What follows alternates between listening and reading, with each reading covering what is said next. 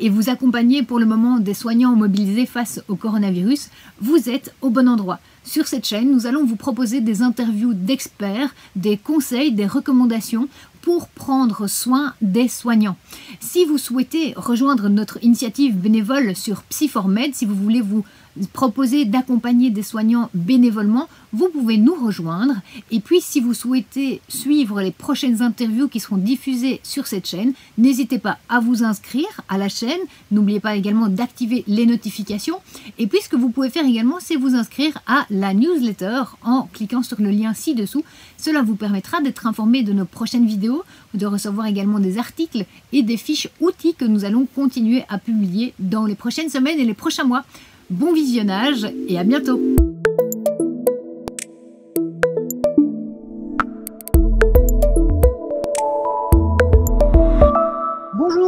Bonjour à toutes et à tous.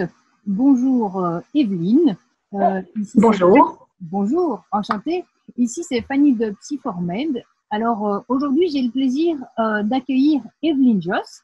Evelyne Joss qui va nous partager son expertise et son expérience auprès des soignants et en particulier dans les situations de crise et les situations de crise sanitaire.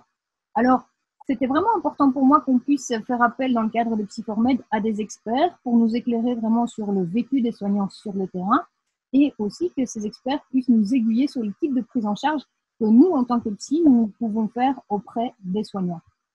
Alors, Evelyne, que j'ai le plaisir d'accueillir aujourd'hui, je vais me permettre de te présenter brièvement.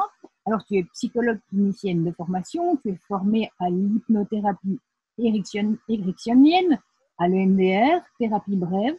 Tu exerces en libéral, tu as une grande expérience d'exercice en libéral et tu es également chargée de cours, notamment à l'Université de Lorraine, et tu es formatrice en psychotraumatologie, EMDR, hypnose, dans des écoles privées et à l'université, notamment à l'Université de Lorraine et à l'ULB. Alors ça, c'est pour ton expérience, on va dire, académique et tes formations. Et je sais aussi que tu as beaucoup d'expérience de terrain et en particulier auprès d'ONG et notamment aussi dans le cadre de crise sanitaire. Est-ce que tu es d'accord de nous dire quelques mots sur tes expériences de terrain? Oui, donc j'ai travaillé pour plusieurs ONG et principalement pour Médecins sans frontières. Et donc, dans le cadre de Médecins sans frontières, je suis intervenue dans plusieurs crises sanitaires telles qu'on la vit aujourd'hui, donc notamment le SARS au Vietnam et deux crises, donc deux épidémies, Ebola, une au Congo et une en Guinée.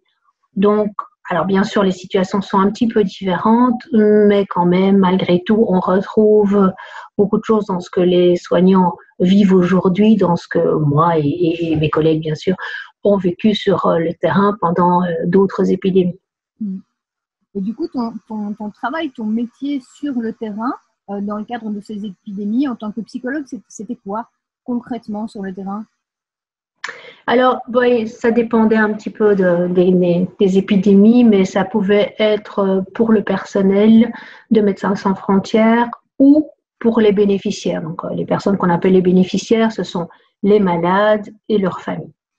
Donc, en général, on fait un petit peu les deux. Mais principalement, moi, j'intervenais davantage, je dirais, comme soignant, c'est-à-dire auprès des bénéficiaires. Okay. Merci de partager ça avec nous. Alors, je pense que tu as préparé pour nous un petit PowerPoint pour nous présenter du coup, pour nous expliquer un peu ce que vivent aujourd'hui les soignants sur le terrain et du coup, comment nous, en tant que psychologues, orienter un peu nos interventions auprès des soignants. Alors, si tu es d'accord, je crois que tu vas nous partager ton écran. Voilà. Je partage. Est-ce que c'est OK? Oui, tout à fait. Alors, je vais parler de la souffrance des soignants. C'est vrai que actuellement, tous les soignants ne sont évidemment pas en souffrance et tous ne le seront pas. Certains ne le sont pas aujourd'hui et pourraient l'être plus tard. C'est pas toujours facile d'accepter qu'on est en souffrance, surtout quand on est dans des métiers de soins, hein, où on estime que l'autre est plus amoché que nous, ou qu'il y a une urgence et donc on doit s'occuper des autres avant de s'occuper de nous-mêmes. Donc c'est souvent dans l'après-coup qu'on se rend compte qu'en fait on ne va pas si bien que ça. La seule chose au niveau de la souffrance qu'on peut reconnaître en général sur le terrain au moment, je dirais, de la crise, au moment où on est entre guillemets en guerre, c'est plutôt des symptômes de style du type de la fatigue, par exemple, hein, ou du ras-le-bol à certains moments. Mais je dirais que les autres problèmes arrivent en général plus tard. Donc, on va d'abord,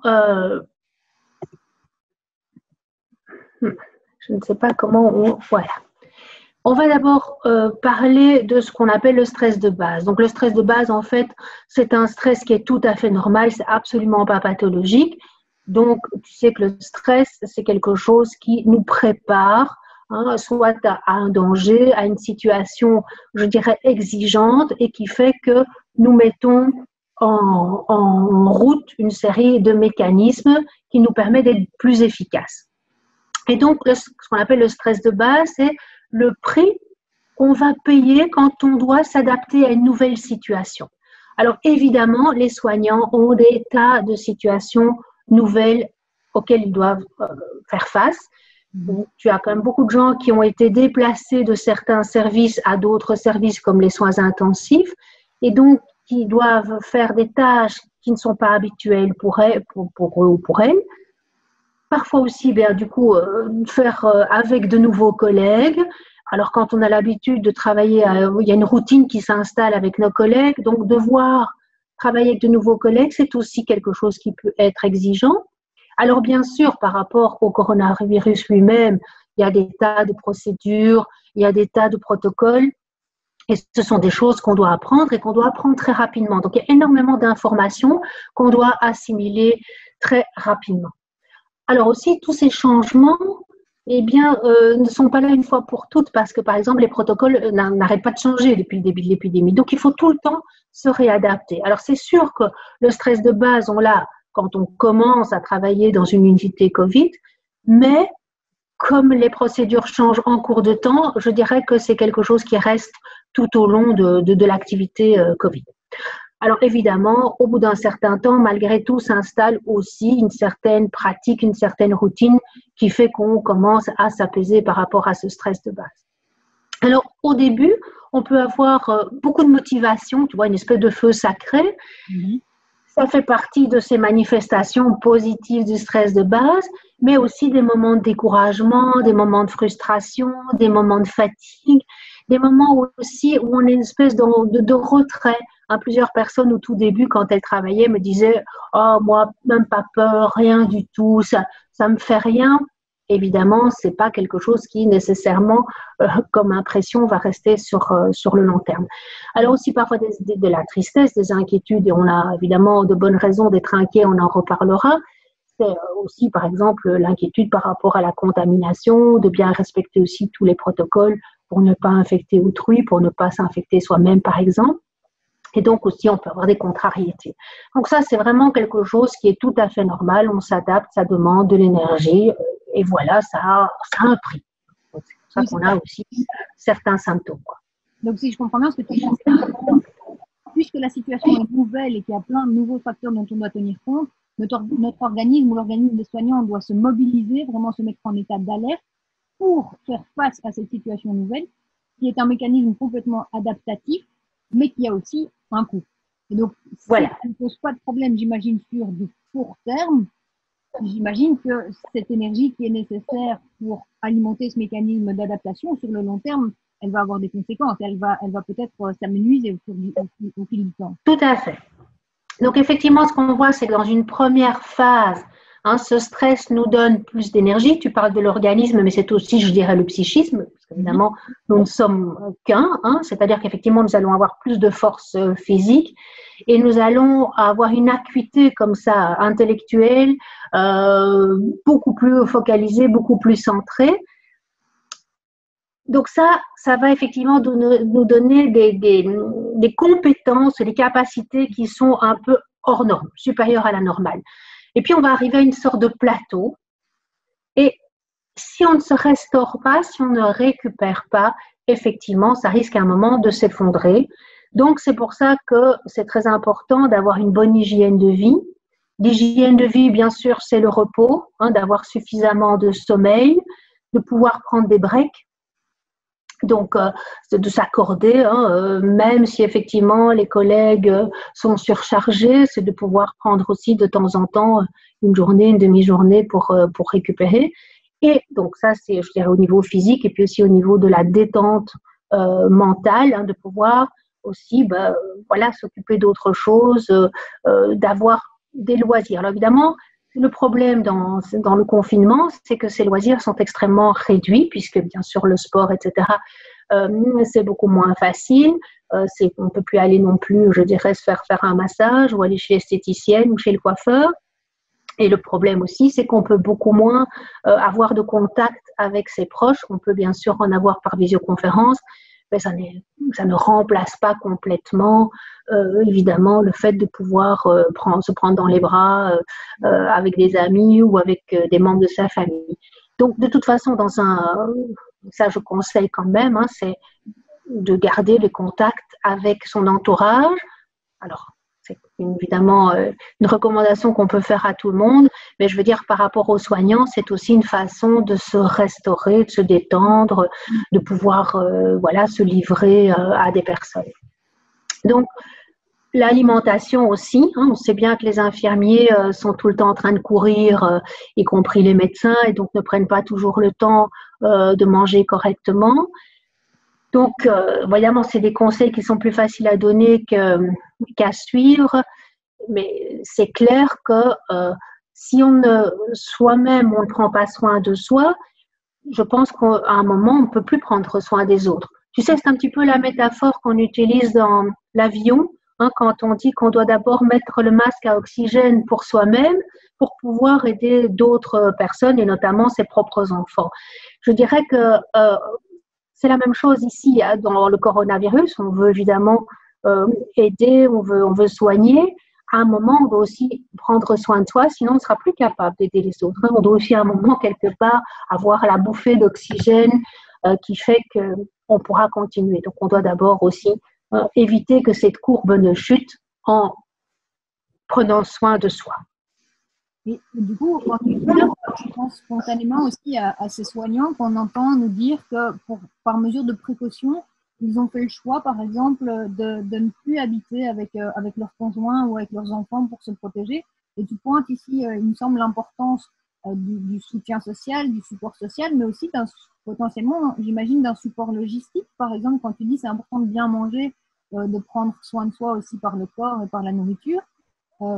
Qu'est-ce qu'on peut recommander à ces soignants qui se sont isolés parfois de leur famille ou de leur entourage pour les protéger, mais du coup qui se retrouvent aussi seuls quand ils rentrent chez eux, peut-être avec moins de support technique, on va dire. Comment faire dans ce genre de situation? Je ne sais pas si tu as des pistes. Là, j'ai pas vraiment beaucoup de pistes. Je pense qu'effectivement, d'avoir des contacts tout le temps avec son entourage et donc par visioconférence, ça me semble essentiel. Mais avec évidemment le risque que ce soit aussi source de souffrance, parce que si tu as les enfants qui commencent à pleurer en disant maman, tu nous manques, c'est quand même à double tranchant. Donc je pense que si on se sent en bonne santé, je pense que c'est peut-être un peu exagéré, à moins qu'on ait vraiment des personnes qui souffrent de troubles cardiovasculaires ou de diabète ou qui sont âgées. Mais je pense que dans la mesure du possible, il faut maintenir la cellule familiale nucléaire, donc les personnes qui ont l'habitude de vivre sous le même toit. Alors par rapport au repas, c'est éviter de se faire livrer des pizzas parce qu'on est fatigué. Je pense qu'il y a moyen aujourd'hui encore, avec les services de restauration qui se mettent en place, de manger correctement. Ou de manger très simplement, mais de manger équilibré dans la mesure du possible. Notre corps n'est pas une machine, c'est-à-dire que si on ne l'entretient pas, à un moment, elle craque. Notre corps ne peut pas tout de suite nous dire que ça ne va pas, mais au bout d'un certain temps, il le manifeste. Donc, et là, à ce moment-là, c'est la panne et on ne peut plus se lever. Donc, par exemple, vraiment pour l'entourage d'un soignant, parce que parfois l'entourage nous contacte aussi en nous demandant qu'est-ce qu'on peut faire pour les soutenir. prendre soin du soignant aussi techniquement, logistiquement parlant, par exemple en faisant à manger de manière équilibrée, en prévoyant même une portion à emmener au travail pendant le shift, ça peut être une manière très concrète de soutenir le soignant, même si ça n'est pas forcément vécu ou perçu comme ça directement par le soignant, ça aura un impact probablement pour l'aider à maintenir un peu sa balance énergétique, quelque part. Tout à fait, et psychologiquement aussi c'est important évidemment, parce que le soignant se sent soutenu. Alors c'est aussi peut-être penser à des moments de détente. Quand on est le nez dans le guidon, on ne pense pas nécessairement à ce qui nous fait du bien.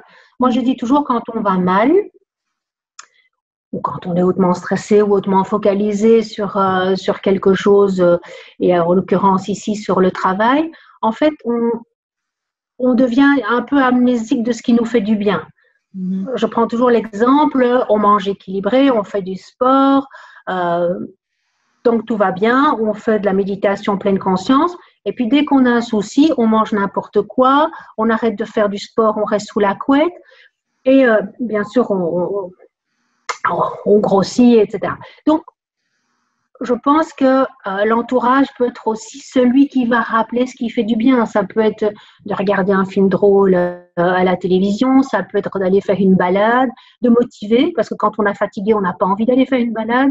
Et en même temps, souvent, on est très content de l'avoir fait après. Donc, ça peut être aussi un rôle de peer support comme ça, hein. Donc ce qu'on appelle le peer support ou body system en anglais, c'est-à-dire qu'on a une espèce de miroir avec notre entourage qui nous dit quand ça va pas bien, qui nous donne des conseils. Donc évidemment, il faut avoir confiance suffisamment dans les personnes à qui on demande d'être un body system, parce qu'on peut le faire aussi évidemment au niveau du travail. On peut demander à un collègue d'être le buddy. Donc on est chacun le buddy de l'autre, c'est-à-dire qu'on se dit, ben là, tu commences à être un petit peu irritable, agressive, je pense que il faudrait quand même me prendre un petit break. Et donc, l'entourage peut aussi avoir ce rôle-là de reconnecter la personne à ce qui lui fait du bien.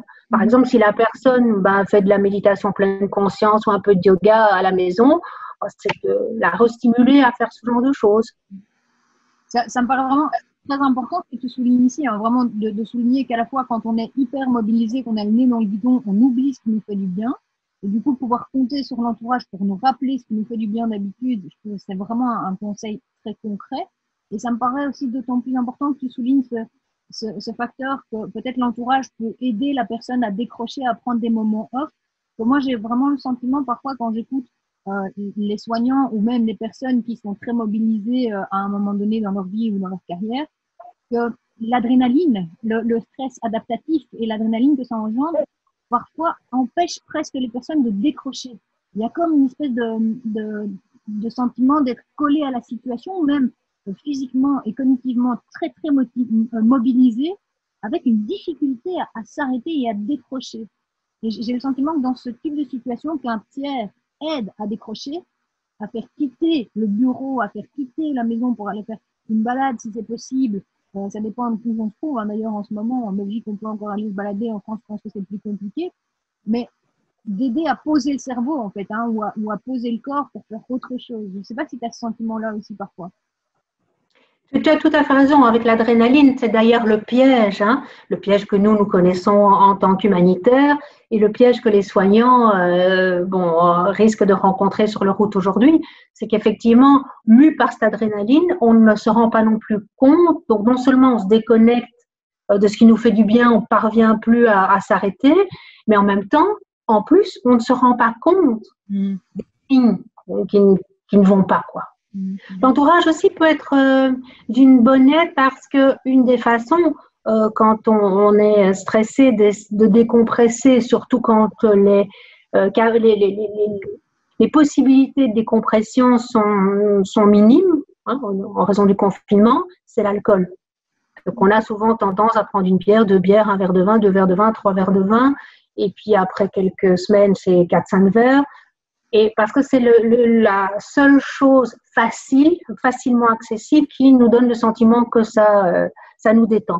Donc ça, l'entourage aussi peut vraiment être attentif à ce genre de, ce qu'on appelle le coping, c'est le moyen de faire face. en essayant de proposer d'autres formes de coping.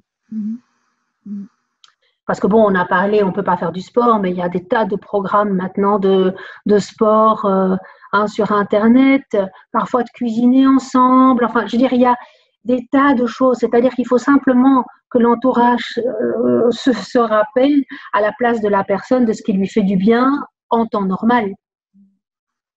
Oui, je pense que c'est un conseil extrêmement concret que tu donnes et qui est opérationnalisable dans le quotidien des soignants et des familles des soignants, je pense. Vraiment, ce que tu dis ici, c'est précieux. Tu voulais, je pense, nous parler après d'un phénomène un peu particulier que tu appelles le flame out. Oui. D'accord, de nous expliquer un peu ce que c'est. Donc, le flame out, c'est un terme d'aviation, hein, c'est quand le moteur s'éteint. Alors, c'est pas très grave, hein. En aviation, quand un moteur s'éteint, quand il n'y a pas de panne moteur, c'est juste une extinction, ben, on rallume. C'est un petit peu comme quand tu es en voiture et que tu cales. Hein, ton moteur s'éteint, bon, il suffit de rallumer. Et donc, en fait, c'est un épuisement qui arrive subitement quand on est justement dans cette course effrénée au niveau du boulot, qu'on manque de sommeil, qu'on manque de détente et parfois aussi qu'on s'alimente mal. Bah, tout d'un coup, on n'en peut plus. Et c'est un petit peu, si tu veux, pour donner une autre métaphore, comme quand on roule en voiture et qu'on ne regarde pas la jauge ou qu'on voit la jauge qui diminue mais qu'on n'en tient pas compte. Et donc, à un moment, on est sur la réserve. Et si on continue à rouler sur la réserve sans tenir compte, il serait temps d'arrêter la voiture pour remettre de l'énergie dedans. En fait, la voiture, elle va s'arrêter comme ça, net. Et c'est quelque chose, c'est même un phénomène qu'on connaît chez les animaux. On a vu ça, par exemple, en 2001, après les attentats du 11 septembre, quand les chiens cherchaient des corps. Eh bien, à un moment, à force de travailler et surtout de ne trouver que des cadavres, eh bien, en fait, ça s'arrêtait, ils ne pouvaient plus. C'est une sorte de déprime brutale où les gens peuvent carrément d'ailleurs remettre en question leur engagement humanitaire pour les humanitaires ou dire qu'ils vont faire autre chose que le métier d'infirmière ou de médecin. Enfin, je veux dire, alors bien sûr, heureusement, ce sont des choses qui passent et qui passent très vite. Le processus est rapide, c'est-à-dire effectivement, après quelques semaines, on peut complètement craquer, mais en même temps, on récupère très facilement. Donc, c'est vraiment une fatigue où le repos et la détente vont être suffisants comme solution. Donc, un bon week-end en famille ou un bon week-end tout seul à se regarder des séries qu'on aime à la télé, peu importe. Je veux dire, on va récupérer et on sera de nouveau apte. Et donc, c'est important parce que les personnes qui le vivent, à ce moment-là, c'est un petit peu catastrophique. Hein, c'est-à-dire qu'elles ont l'impression que leur métier n'a pas de sens, qu'elles sont épuisées, qu'elles n'en peuvent plus, qu'elles ont ras-le-bol et qu'une fois que cette épidémie sera derrière, elles vont faire des formations pour faire autre chose. Simplement savoir que c'est quelque chose de connu, un petit peu de repos. Et est-ce que ça veut dire qu'on pourrait interpréter ce mécanisme-là dans notre corps comme un espèce de, tu vois, fonctionnellement parlant, comme un warning, un indicateur que, comme tu parlais de la jauge d'essence tout à l'heure, là, il se passe peut-être quelque chose, il y a peut-être une invitation à voir comment je vais et à prendre soin de moi. Tu vois que ça peut jouer un peu le rôle de disjoncteur pour notifier une avarie dans le système quelque part. Est-ce qu'on peut interpréter ça dans ce sens-là? Oui, je dirais que c'est même une étape, enfin, l'idéal serait de pouvoir se rendre compte des signes avant-coureurs. Et là, on parlait de l'adrénaline tout à l'heure, c'est bien le risque, c'est que mu par notre adrénaline, on ne se rend pas compte de ça. Alors moi, je dis toujours avec le stress, c'est 90%, 90% de la solution quand on accepte qu'on a un problème de stress ou de traumatisme ou peu importe, donc de souffrance psychique. Mais souvent, dans un premier temps, on ne veut pas se rendre compte de ça. Et je crois qu'il y a aussi le fait qu'en tant qu'aidant, on est là pour aider. Alors, c'est un petit peu étrange d'avoir besoin d'aide alors qu'on est soi-même là pour aider. Tu vois, je pense qu'il y a aussi peut-être cet aspect-là. Puis on a quand même, si on prend par exemple les soins intensifs, c'est quand même un personnel très qualifié, et qui fonctionne quand même toujours dans l'urgence, c'est très technique. Donc, je pense aussi que ce sont des personnes il y a une espèce de culture d'entreprise. On est fort, tu vois, parce que finalement, dans les soins intensifs, on voit les gens que quand ils vont très mal. Quand ils vont mieux, ils partent en chambre, en salle. Donc, il y a aussi cet aspect dans les soins intensifs que ce sont des personnes qui ont l'habitude d'être dans l'action et dans l'horreur quelque part. Parce que les gens qu'on a aux soins intensifs, on est toujours dans, je dirais, ils ne viennent pas pour une chirurgie esthétique en général, voilà, ils ne viennent pas pour une simple appendicite, c'est-à-dire c'est toujours des cas graves. Et donc, on a aussi des personnes où il y a une culture d'entreprise de force. Et c'est très difficile de se dire qu'on ne va pas bien alors qu'on fonctionne dans une culture d'entreprise où justement nos compétences professionnelles sont aussi liées à cette force mentale. Oui, donc oui, le flame out, effectivement, quand ça s'arrête brutalement, c'est certainement un signe que notre organisme dit là, maintenant il est temps que tu prennes soin de toi, mais il y a souvent des signes avant-coureurs et l'idéal, ce serait quand même de pouvoir les repérer. Et donc, si je comprends bien, le flame out, ça peut être comment dire, étonnant, où on peut ne pas comprendre ce qui se passe et vraiment être déboussolé par cette décompensation, on va dire, physique ou psychique à un moment donné. Je comprends bien ce que tu dis, c'est si le repos permet rapidement de re-remplir le réservoir et de normaliser un peu la situation sur le plan physique et psychologique, quelque part, on ne doit pas s'inquiéter de ce phénomène-là. Est-ce que c'est correct si je le traduis comme ça? Tout à fait. Donc, ce n'est pas du tout inquiétant comme phénomène, mais effectivement, ça montre que notre organisme a besoin aussi d'un entretien pour pouvoir aller loin, hein, qui veut voyager loin ménage sa monture. C'est un proverbe qu'on connaît depuis longtemps. Eh bien, notre monture à nous, c'est notre corps. Il faut aussi pouvoir lui donner ce dont il a besoin, savoir repos, détente. Et si je comprends bien, c'est vraiment ce qui est particulier dans ce phénomène-là, c'est que quelque part, quand on remplit le réservoir, on met de l'essence dans le réservoir, on prend soin de soi, on se pose, on prend du repos, on s'alimente correctement, etc. Le réservoir se remplit, si je comprends bien. C'est ça. Il y a vraiment un système de restauration de l'énergie qui fonctionne. C'est ça. À l'inverse du burn-out, où justement, là, on a beau remplir, ben, ça ne se remplit pas. C'est un petit peu comme s'il y avait une fuite dans le réservoir. Ici, il n'y a pas de fuite dans le réservoir, donc on remplit et on est reparti. D'accord, ouais. Ok.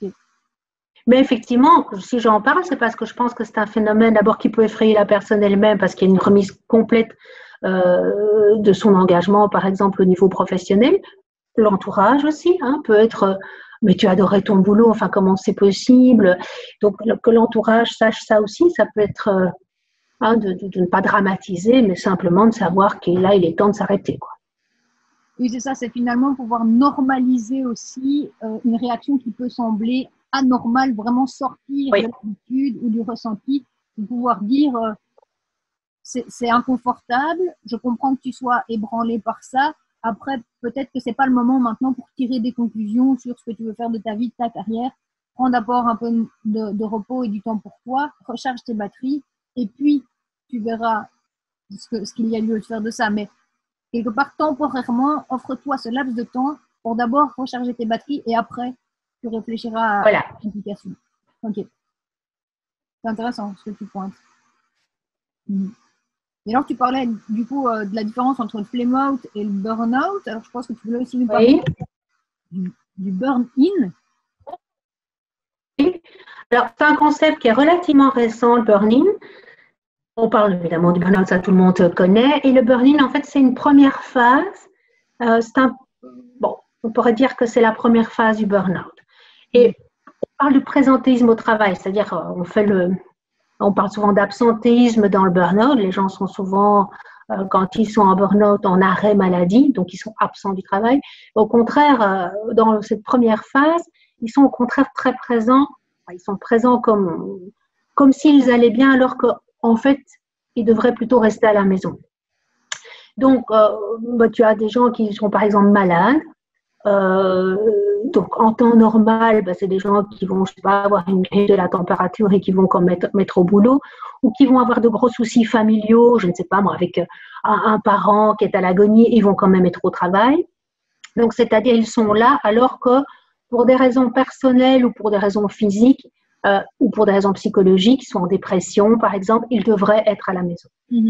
Et ici, évidemment, il y a un risque puisqu'on sait que des personnes, des soignants travaillent alors qu'ils sont infectés eux-mêmes par le Covid.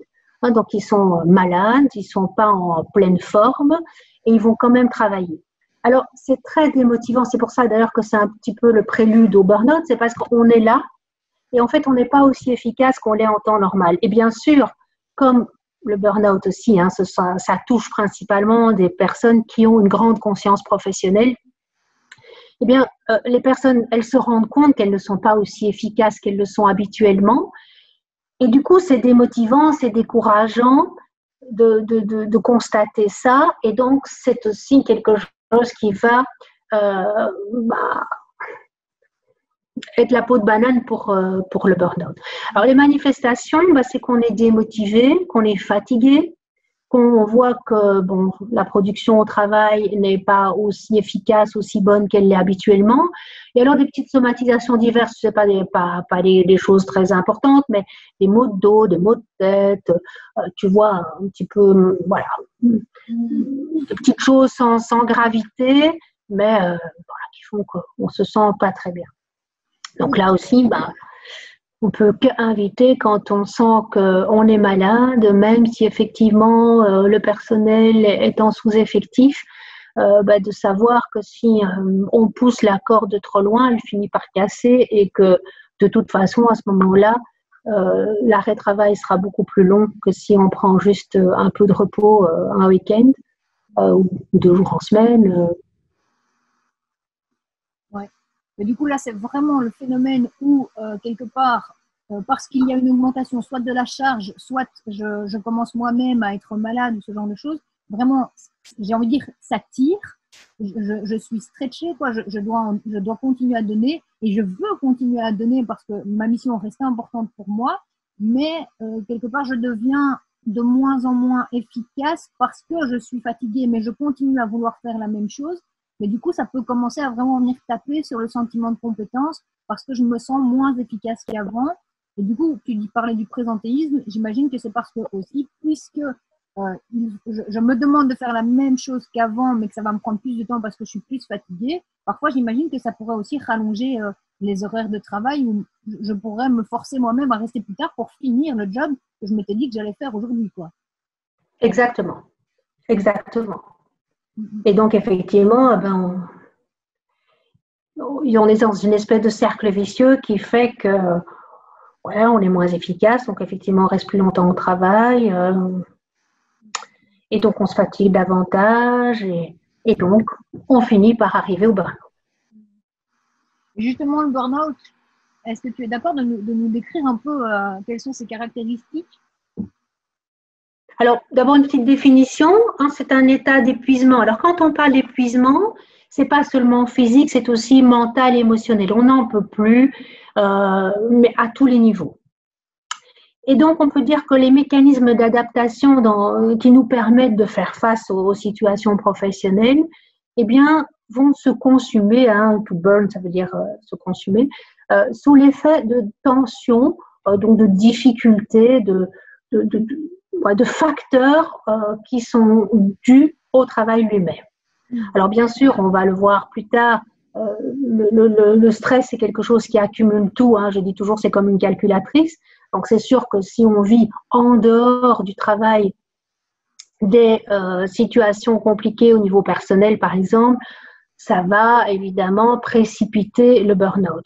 Aujourd'hui, on parle d'ailleurs de burn-out familial, parce que par exemple, quand on doit s'occuper des enfants, d'un ménage et qu'on travaille temps plein, c'est aussi une surcharge qui est spécifique, je dirais, de la vie privée, qui peut aussi donner un burn-out. Et donc, des personnes aujourd'hui parlent de burn-out familial. Mais donc ici, nous sommes dans le cadre professionnel. Et donc, c'est effectivement, on va voir quelques facteurs, mais peut-être dire d'abord comment ça se manifeste. Donc, il y a une qui s'appelle Maslach qui a défini trois grandes caractéristiques. C'est d'abord l'épuisement professionnel, donc on a une perte d'énergie. On souffre ce qu'on appelle d'asthénie. Donc l'asthénie, c'est une fatigue qui résiste au repos, hein, contrairement au flame-out où je disais on se repose et après on est reparti.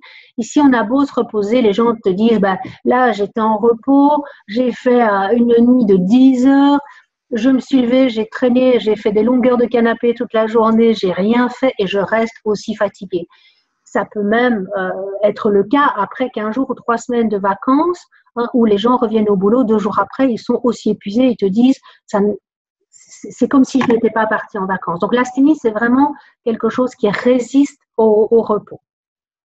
Donc cet épuisement mental aussi, tu sais, l'impression de ne plus pouvoir réfléchir, de ne plus être intéressé par rien, de ne plus pouvoir se concentrer, de ne plus avoir envie de lire, de bouquiner alors qu'on adorait lire. Tu vois, c'est vraiment, ça va se manifester évidemment au niveau de la sphère du travail, mais dans toutes les sphères de la vie privée. Et bien sûr, au niveau du travail, souvent une démotivation, de la frustration, on n'est pas content de la manière dont ça se passe. Alors, c'est sûr que, par exemple, si je prends la situation actuelle du coronavirus, il y a beaucoup de facteurs qui vont faire qu'on va être épuisé. On va les voir tout de suite.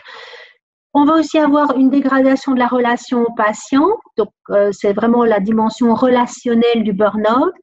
La perte d'empathie, c'est-à-dire qu'on va se blinder.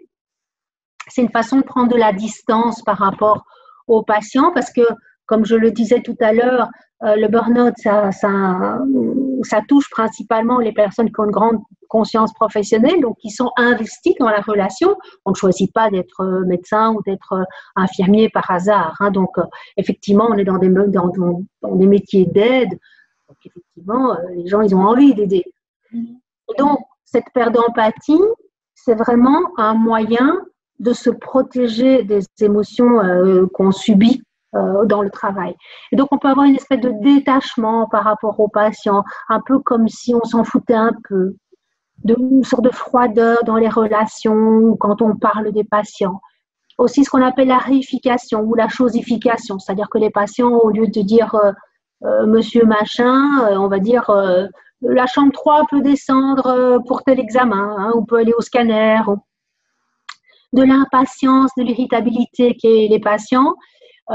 Et ça, bien sûr, ça va être favorisé ici dans le contexte du coronavirus où ce sont des patients en grande difficulté. Hein, ils vont très, très mal. Ils ont évidemment beaucoup de besoins. Ils auraient les besoins qu'on soit un petit peu plus à côté d'eux. Et donc, voilà, on peut être irrité quand ils appellent pour des choses qui ne sont pas très importantes. Et on va aussi avoir ça par rapport aux familles. Parce que les familles ne pouvant pas venir voir leurs proches, le seul moyen, c'est de téléphoner au personnel qui est déjà débordé. Et donc, c'est d'être irrité. Encore celle-là, c'est la 3e fois qu'elle téléphone aujourd'hui. Et en même temps, je veux dire, les personnes qui ont ce type de réaction, les soignants qui ont ce type de réaction, souvent, ils ont une sorte de culpabilité aussi de réagir comme ça en disant oui, je comprends bien, si c'était mon père, je sais qu'il est aux soins intensifs et qu'il ne va pas très bien, qu'il n'est pas très stable au niveau de son état. J'aurais aussi envie de téléphoner et d'avoir de ses nouvelles. Hein, donc, je parle bien d'attitudes qui ne sont pas des attitudes habituelles du soignant. C'est-à-dire que c'est un changement dans la personnalité et dans le caractère du patient. Je trouve ça justement extrêmement important que tu pointes que cette dégradation de la relation aux autres, je trouve important que tu pointes le fait que c'est une réaction qui est adaptative, au sens où j'entends souvent certains soignants ou certains de mes patients qui ne se reconnaissent plus quand ils se trouvent irritables, qu'ils n'ont plus le courage d'écouter leurs enfants ou leurs conjoints leur raconter leur journée, et ils culpabilisent, comme tu le dis, de réagir comme ça. Et souvent, ça les apaise quand on est en mesure de leur expliquer que c'est à un moment donné, je veux dire, ça pique tellement fort à l'intérieur et on se sent tellement agressé par le monde extérieur parce qu'on est très perméable et on n'a plus beaucoup de ressources pour y faire face, qu'à un moment donné, c'est comme si le volet tombait ou si on s'enfermait dans une carapace, mais vraiment pour se protéger de ce qui peut continuer à bouffer des ressources.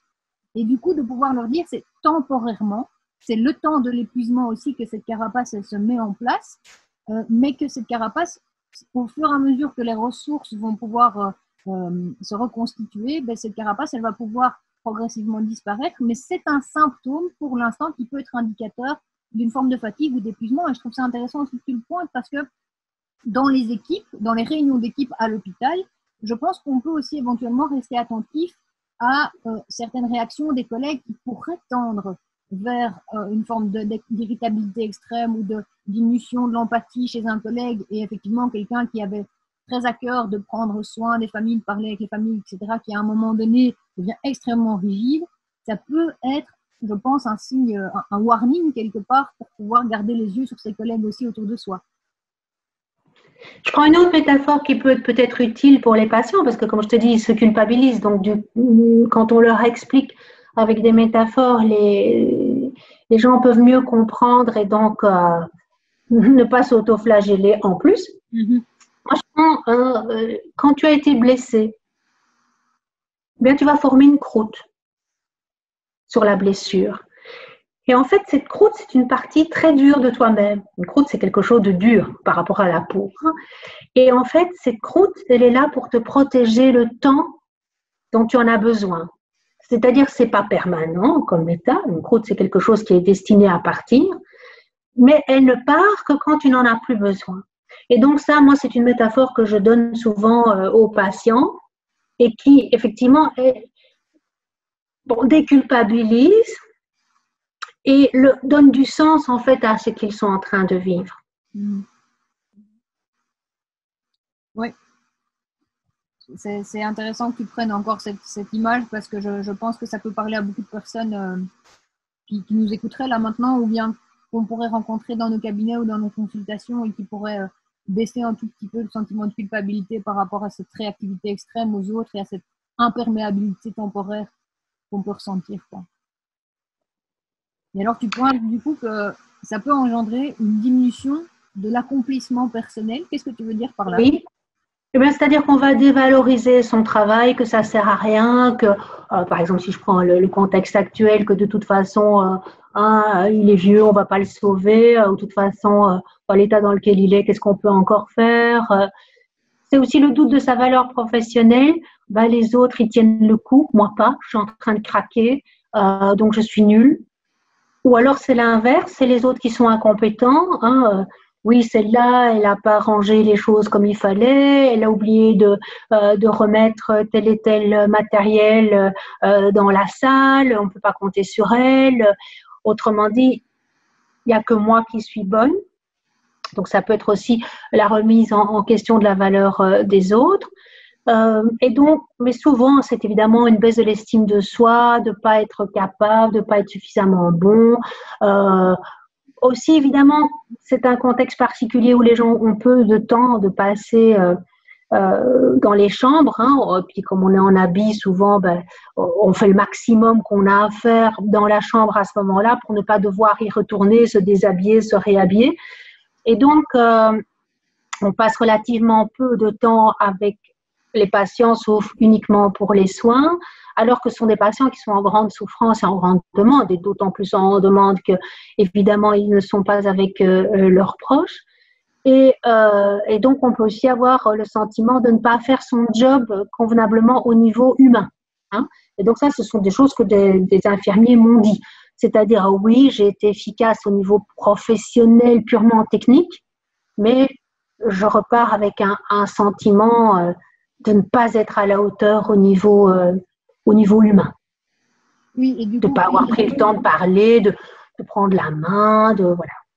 Et comme tu le pointais tout à l'heure, puisque il y a quand même un profil qui est plus enclin à l'épuisement que d'autres, et dans ce package, je pense qu'il y a vraiment cette conscience professionnelle, le fait de se sentir plus tout à fait à la hauteur, ça vient vraiment contraster par rapport à cette envie d'être un bon professionnel, et donc ça engendre aussi vraiment un espèce de d'effondrement du sentiment de compétence et presque du sens pour lequel je fais ce travail, quoi. Exactement. Ça, c'est vraiment la perte de sens. Donc, c'est quelque chose qui est assez caractéristique du burn-out, c'est la perte de sens. Donc, ça, je pense que on est en deuil du sens qu'on a donné à son travail jusque-là, ou à sa valeur dans ce travail. Et alors, tu pointes ici dans les manifestations d'épuisement, tu parles aussi d'épuisement mental. Je trouve que c'est intéressant aussi parfois de se poser la question quand on s'analyse soi-même de comment vont mes fonctions cognitives. Parce que je trouve que ça, ce sont aussi parfois des manifestations assez saillantes d'une forme d'épuisement. C'est quand on commence à s'en mêler les pinceaux, quand on commence à plus retenir certaines informations, quand on n'arrive plus. Tu prenais l'exemple tout à l'heure de, par exemple, pour déconnecter, on peut essayer de lire un livre. Souvent, les patients nous rapportent qu'ils ne sont plus en mesure, quand ils sont vraiment en train de s'épuiser et qu'ils sont épuisés, que lire un livre, par exemple, c'est devenu extrêmement compliqué parce que ça implique de pouvoir lire, décoder les informations, retenir ces informations dans sa mémoire de travail pour pouvoir retenir les personnages et l'intrigue qui est en train de se monter. Et puis, à un moment donné, on se rend compte que je dois relire 15 fois le même paragraphe ou j'ai oublié ce qui se disait à la page d'avant. Et je pense que ça peut être quand même des marqueurs qui peuvent être relativement saillants et qu'on peut garder à l'esprit. Je dirais peut-être d'autant plus, peut-être aussi que je pense que le personnel médical a besoin de ces fonctions cognitives maintenant et je pense que le fait d'avoir une diminution dans ses capacités cognitives peut aussi avoir des conséquences sur leur travail. Et je pense que souvent, les gens s'accrochent à leur travail quand vraiment ils tirent sur la corde parce que c'est important pour eux de faire leur mission et donc ils s'accrochent au travail. Parfois, ils sont vraiment collés au travail. Et je trouve parfois intéressant de pointer le fait que peut-être qu'à un moment donné, être un bon professionnel, c'est aussi pouvoir lever le pied. Parfois aussi, par exemple, en prenant conscience que pour l'instant, je suis tellement fatiguée que je risque de faire des erreurs. Et donc, quelque part, alors c'est se servir du fait de mon envie d'être un bon professionnel, maintenant, elle légitime le fait que je m'arrête temporairement pour recharger mes batteries et mieux revenir, pour vraiment pouvoir légitimer cet arrêt ou cette diminution de la charge à un moment donné pour mieux continuer dans le futur. Je ne sais pas ce que tu en penses. Tout à fait, je pense que c'est un de nos grands rôles de thérapeute avec les soignants, c'est de recadrer le fait que prendre soin de soi, ce n'est pas de l'égoïsme pur, mais que c'est aussi une façon d'être professionnel. Si justement pour un soignant, sa valeur, une des valeurs qui le motive, qui le fait bouger, c'est sa conscience professionnelle, c'est de dire que c'est inconscient professionnellement de ne pas prendre soin de soi. À un moment, prendre soin de soi, c'est la meilleure chose qu'on puisse faire si on a une conscience professionnelle. Oui, c'est utiliser alors vraiment le système de valeurs du soignant qu'on a face à soi pour prendre soin de lui, quoi. Oui. Et alors, je crois que tu as préparé une slide pour nous pointer les facteurs personnels qui peuvent favoriser le burn-out. Qu'est-ce que tu veux dire? Alors, bien sûr, la surcharge de travail. Alors, évidemment, on est bien d'accord que tous les services ne sont pas en surcharge de travail par rapport au Covid. Ceci dit, c'était quand même une revendication tant en Belgique qu'en France. Il y avait quand même des mouvements de grève, d'humeur. Le climat social était déjà très tendu avant la crise, justement parce qu'on estimait déjà que dans les hôpitaux, on était en sous-effectif. Parfois aussi déjà qu'il manquait de matériel. Évidemment, c'est aggravé très fort par la crise. Donc, disons, dans les facteurs classiques qu'on va retrouver, même aussi en dehors de cette crise, c'est la surcharge de travail, le manque de personnel, qui implique donc évidemment une surcharge de travail. En particulier ici, le manque de matériel, de blouses, de masques. Ce sont de médicaments aussi pour les patients. Ce sont des choses qui effectivement sont très lourdes à porter pour les professionnels. La lenteur aussi, que ce soit des autorités, des directions hospitalières, etc., à fournir les réponses efficaces, soit en termes de personnel, soit en termes de médicaments, etc. La durée de l'épidémie, quand les choses ne durent que quelques semaines, ça va. Ici, nous sommes partis, si on ne trouve pas de vaccin ou de traitement efficace, c'est probablement qu'on n'en trouvera pas dans les mois à venir. Ça veut dire que cette épidémie, elle va durer, puisqu'on est en phase 3 de l'épidémie. Ça veut dire qu'on n'est pas dans l'idée d'arrêter l'épidémie, on est dans l'idée de la freiner pour ne pas déborder les systèmes de santé pour pouvoir prendre en charge les malades. Mais donc, ça veut dire que très rationnellement, nous savons que cette épidémie, elle va durer et que des patients vont continuer à arriver dans les hôpitaux et arriver aux soins intensifs. Donc, la durée, évidemment, plus ça dure et plus, évidemment, on s'épuise. L'accumulation du nombre de décès, ça c'est très important. Au début, on a 1 décès, 2 décès, 3 décès. Finalement, au bout du compte, on finit par avoir plus de patients qui sont décédés que de patients vivants. C'est-à-dire que, en tout cas, dans certains cas, ou en tout cas le sentiment, l'impression qu'on peut en avoir, je ne dis pas que c'est la réalité. Mais donc, ça veut dire que on a l'impression que de voir que des morts ou que ça s'accumule et donc ce qu'on fait ne sert pas à grand-chose finalement, ce qui est évidemment complètement faux. Mais comme j'ai dit, dans le burn-out, on a aussi une perception qui est biaisée. Alors, l'absence de médication thérapeutique et curative pour les patients, donc c'est vrai que ça c'est très décourageant. Si je prends en dehors du Covid, c'est sûr que c'est certainement, si je prends la maladie cancéreuse, de travailler en oncologie avec les malades du cancer du sein est certainement plus valorisant, quelque part, enfin pas plus valorisant, mais plus... Donnant un sentiment d'efficacité peut-être plus important. Voilà, plus grand que par exemple si tu travailles en pneumologie avec des cancers du poumon.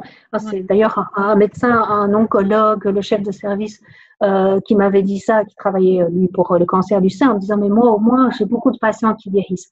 Donc juste c'est une image, mais juste pour dire que effectivement le fait de ne pas pouvoir guérir autant de personnes qu'on le voudrait ou qu'on pourrait si on avait des médicaments, c'est quelque chose qui est un facteur aggravant. Oui, juste par rapport à ce que tu viens de dire sur l'absence de médication et thérapeutique curative, moi l'image qui me vient quand tu en parles, c'est vraiment d'essayer de vider une pirogue qui prend l'eau et d'écoper au fur et à mesure, mais tu vois que la pirogue continue à se remplir. En termes motivationnels, c'est clair que c'est pas ce qui alimente le plus le sentiment de compétence, quoi.